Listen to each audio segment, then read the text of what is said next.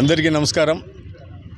ఈరోజు వైఎస్ఆర్ కాంగ్రెస్ పార్టీ అధినేత వైఎస్ జగన్మోహన్ రెడ్డి గారి ఆశీస్సులతో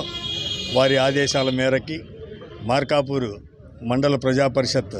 అధ్యక్ష ఎన్నికల్లో వైఎస్ఆర్ కాంగ్రెస్ పార్టీ 13 మంది ఎంపీటీసీలు ఒకే మాట మీద ఉండి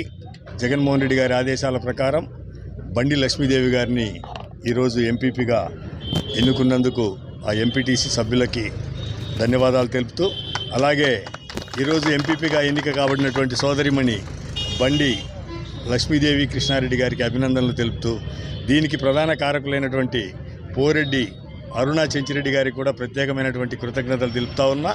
ఎందుకంటే వారు చెప్పిన ప్రకారము వారు వైదొలగి రెండో వారిగా లక్ష్మీదేవి గారికి అవకాశం ఇచ్చినారు. అవకాశం ఇవ్వడమే కాకుండా పూర్తి స్థాయిలో